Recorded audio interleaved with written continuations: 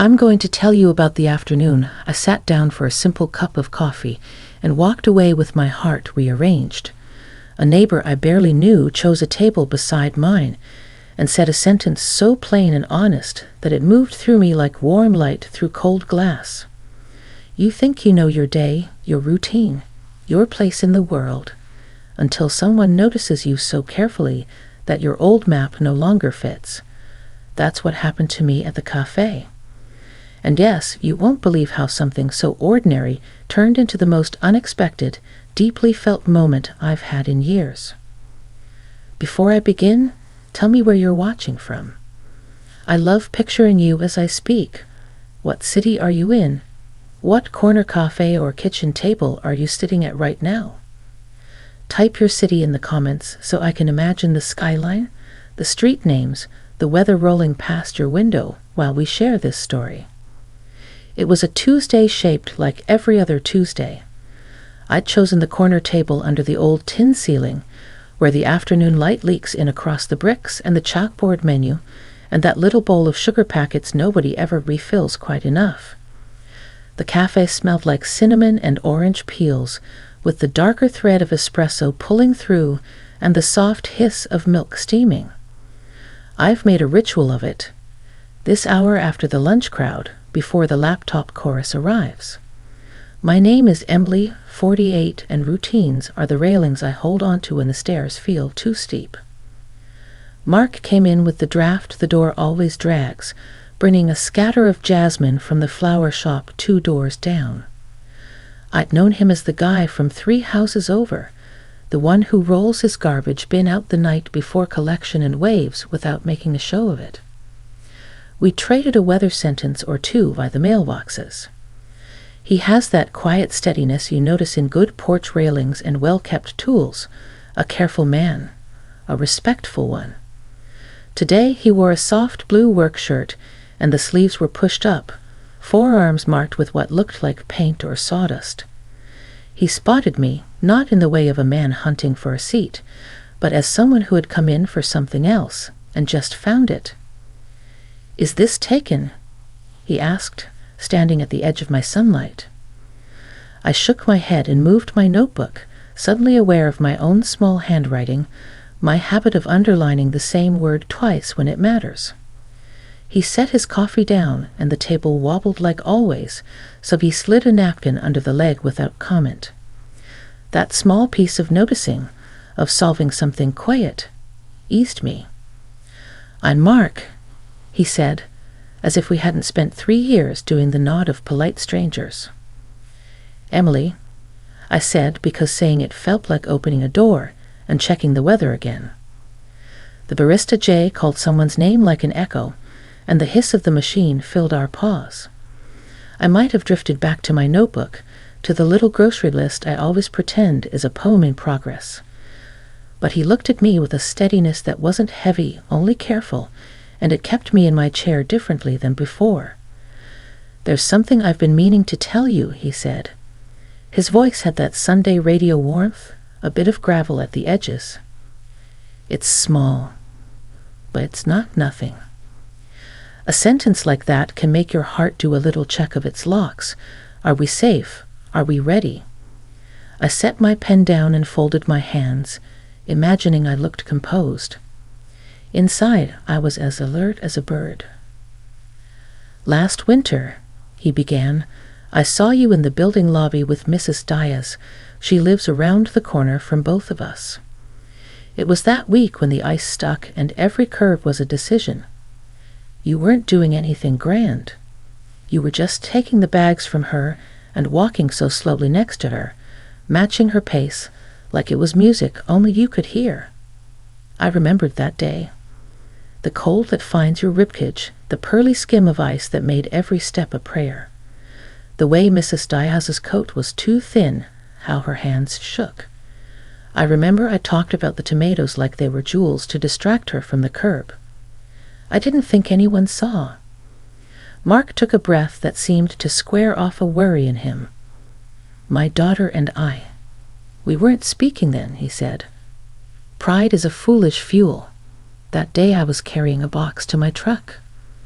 I saw you reach for those grocery bags and the care in it.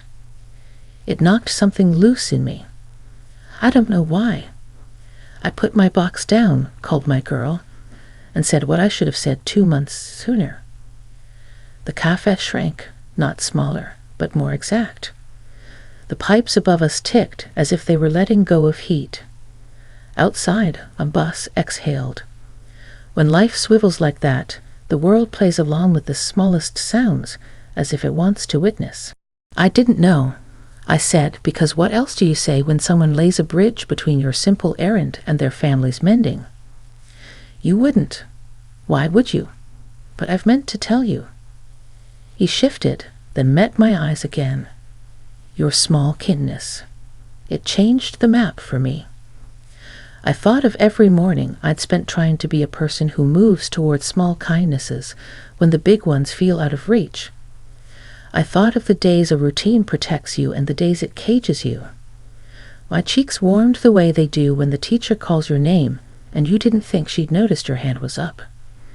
It was nothing brave, I said, and he shook his head. It was exactly brave, he said, more gently than a correction. Then he smiled, and it had a little weary in it, the good kind that comes from work well done. I pay attention to the way people notice things. You're a noticer. There are compliments that decorate a day, and there are the ones that place a chair for you and say, "Sit, you belong here." Being called a noticer did that for me. It touched something I don't always speak, that the noticing is my way through, the way I hold on when big answers refuse to arrive. We talked in the comfortable way people do when they're not trying to sell each other anything. He told me about the workshop he runs out by the edge of town, where he restores old windows so 100-year-old houses can keep breathing. He said wood remembers every hand it's known, and if you're patient with the paint and generous with the putty, it will forgive you. I told him about the library where I used to work, about the little boy who would always ask for the book with the blue dragon, but be most interested in the red one, and how I'd learned to give him both and let him choose. We compared maps of our days, the parts that ache, the parts that sing. The light shifted. The barista flipped the little sign from lunch to afternoon treats, and the chalk squeaked. Some people carry time like a backpack, others wear it like a good coat. On this day, time felt like open hands. At one point, Mark reached for his cup and stopped, noticing mine was empty. He lifted a brow as a question. "May I get you a refill?" he asked. "If you'll let me." That "if you'll let me" threaded a permission through the room I hadn't realized I needed. There are so many ways to be careless with someone. And then there's the grace of a small question that asks for your comfort before it asks for anything else. "Yes," I said, "if you'll sit back down after." A little boldness surprised even me. He grinned like a man spotting a friendly street he didn't expect in a strange town. While he was up, I noticed the details you only see when someone steps away. The way his chair carried a pressed crescent from his wallet, the handprint he accidentally left on the table's dusty edge, the ghost of a lemon sea stuck to a napkin. There is a tenderness in the ordinary that, once you train your eyes, is impossible to unsee. He returned with my cup and set it down slowly, as if I were an elder he respected. "2 sugars," he said. "How did you know?" I laughed. "You lined 3 packets up and only tore 2, he said. "The third one's your insurance policy." I shook my head, a little embarrassed to be that readable, and a little relieved. We sipped like we had all the time of the afternoon, and maybe we did. "I've been redoing the frame on the cafe's side door," he said after a while. Jay asked me. "The wood's soft near the bottom where the snow piles up. There's also a piano back there." He glanced toward the back hallway. "It's out of tune, but it's not broken. It just needs someone to ask it to try again." I didn't know there was a piano, I said, the words rolling out like the valve on a pressure cooker. "Music has always been a room in me, Even when the door's been shut for years, the light under it refuses to go out. When my marriage ended, I stopped singing because holding a note felt like telling the truth for too long. He nodded toward my throat the way a doctor might without intruding. "You hum when you write," he said. "You might not know it. You hum the way folks who used to sing hum." I touched my neck and felt the tiniest flush of being caught. "Maybe," I said. "Once upon a time."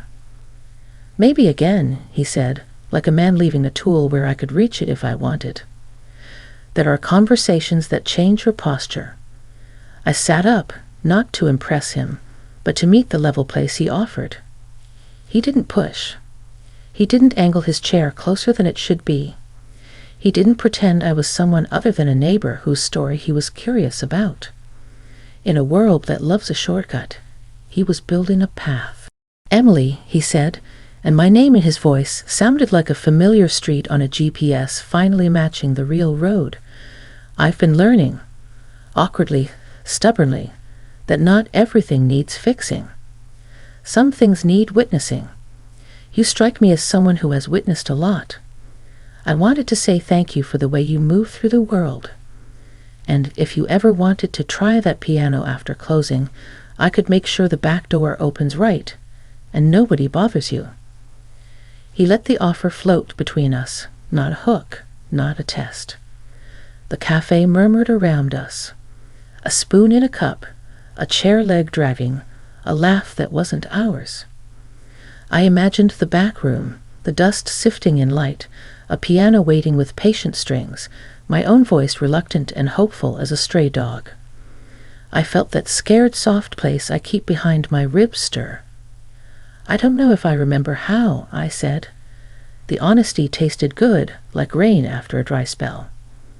"I can wait," he said. "And the piano can too." He reached his hand across the table then, no sudden move, no assumption. He waited, actually waited, to see if I'd meet him. It wasn't romance lunging, it wasn't pity leaning in. It was a respectful bridge, 10 inches of wood and air and possibility. I looked at his hand, work-worn, and still, a nick near the knuckle, the kind of hand that holds boards true while the glue sets. I placed my hand in his, palm to palm, and he did nothing more than settle his fingers lightly around mine, as if we were resuming a conversation we'd both stepped away from years ago. "Is this okay?" he asked. "It is," I said. I meant more than the hand. I meant the pace. I meant the noticing. If you are out there listening from a porch in Ohio or a diner in Arizona, you might be smiling right now and thinking, it's just a hand. But some of us know that a steady hand across a small table can quiet an old storm better than any grand declaration. Some of us know that consent is not only for the urgent moments, it's for the gentle ones too, where trust grows because nobody is rushing it. We talked a while longer with our hands like that, not to be dramatic, only because it felt like the most honest way to tell the truth. He told me about the first window he ever saved, and how the glass was so wavy it made the outside world look slightly underwater. I told him about the music teacher who once said, "Don't aim for big, aim for clear." We counted the little rattles of the front door as people came and went. Time didn't hurry us. When the sun shifted again, and the window made a square on the floor that looked enough like a stage to be dangerous, Jay called out, "We're closing early today for a delivery, folks." Chairs creaked, coats found shoulders, the last of the pastries were tucked into paper bags. Mark let go of my hand first, not in retreat, but in care, the way you set down something you've borrowed and hope to be allowed to borrow again. He stood and cleared our cups even though there was a tub for that. He took our crumpled napkins and his patient, almost shy smile. At the door he paused, then turned back. "I'll be here tomorrow, fixing the side frame," he said. "Around 5. He didn't add, "You should come." He didn't add, "Will you sing?" He simply placed the time where I could reach for it, like a step that might help me up if I wanted it. I gathered my notebook and found that the page where I'd written my grocery list had turned into something else entirely. A few lines about winter sidewalks and tomato-red bravery, about windows that forgive, about a piano that wasn't broken so much as waiting to be asked. I slid the pen along the spiral and felt my heart do that strange new arranging again. Outside, the late light put a polish on everything. The road salt on the curb, the chalk dust on the sandwich board, the tiny tear in the cafe's awning that had never looked like anything to me until now, when it looked like proof that even shelter needs care. Mark held the door for me as if doors knew me by name. On the sidewalk, we didn't pretend we weren't thinking of the same thing. "See you," he said, and it held all the patience of a man who trusts wood and time and people more than most do. "See you," I said, hearing my old teacher's voice in my own. Clear, not big. I walked home the long way past the hardware store and the bookstore with the cat in the window, and every step felt like it rang faintly on some bell I keep hidden deep in my chest. I don't know what you call the moment you admit to yourself that you might be ready to be seen again. Maybe you call it Tuesday. Maybe you call it the hand you said yes to. Maybe you call it a piano in a back room, strings asleep, waiting for the gentle courage of a voice that is almost ready to try. If you're listening from Dallas or Detroit or a small town with one stoplight and a farm supply store, know this. Nothing grand happened in that cafe, and yet everything did. A neighbor told the truth. A woman let it land. We asked permission for the smallest things and found the big things waiting just on the other side of that care. When I reached my porch, I didn't flip on the overhead. I sat in the filtered evening and let my eyes adjust. I touched my throat again, not out of vanity, but in gratitude for a body that remembers even when the mind insists it has forgotten. Through the trees I could see one square of the cafe's back wall. If you stared long enough, you could imagine the outline of a piano behind it, wood old enough to carry stories, strings quiet enough to listen. Tomorrow at 5 isn't a promise I owe anyone. It's an invitation I might accept. For now, I'll place it carefully on the table of my life, like a fresh cup I'm not ready to drink yet, but don't want to waste. And if you're out there in your city, your kitchen, your own favorite booth, wondering if small kindnesses matter, consider this my answer. Sometimes they fix more than a window. Sometimes they open one. Tell me your city below. Maybe I'll picture you there with me, sitting at a corner table under a stubborn ceiling fan, listening to the soft hum that slips out when a person is almost ready to sing. If tomorrow comes with a back door that opens and a piano that forgives, I'll tell you what happened next. The next day carried with it a hush of anticipation I hadn't felt in years. I woke before my alarm, the air of my bedroom still cool with dawn, and found myself listening to the faint hum of the refrigerator like it was a prologue to something. My notebook lay open on the kitchen table where I'd left it, yesterday's half-scribbled lines about windows and pianos staring back at me as if they were daring me to continue. I traced the ink with my finger, whispering the words silently, and wondered if they might feel different once I stood near that dusty upright piano Mark had spoken of. All morning, time didn't feel like a chain, but like a quiet river. I moved through the hours with unusual care, watering the plants, folding laundry, pausing at the window to notice the way light touched the leaves across the street. By late afternoon, I found myself walking toward the cafe, my heart doing that double beat it does when you're not sure whether to call what you're feeling nerves or hope. The cafe looked the same, chalkboard smudged with today's specials, the tin ceiling catching the light, but the side door was propped open. I followed the faint scent of sawdust and varnish, and there he was. Mark, crouched low, coaxing new life into the warped frame with patient strokes of a plane. His shirt sleeves were rolled, the same blue as yesterday, and his face carried that focus craftsmen wear when their hands are teaching wood to trust again.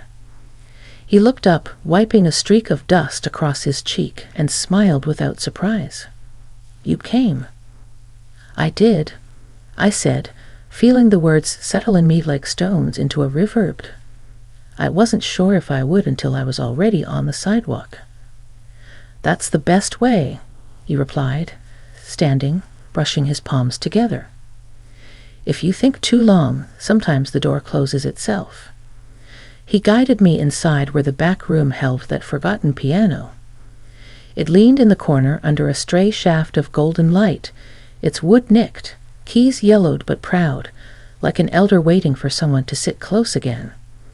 A faint draft carried the scent of coffee beans and wood polish, mingling in a way that made the space feel less like storage and more like sanctuary.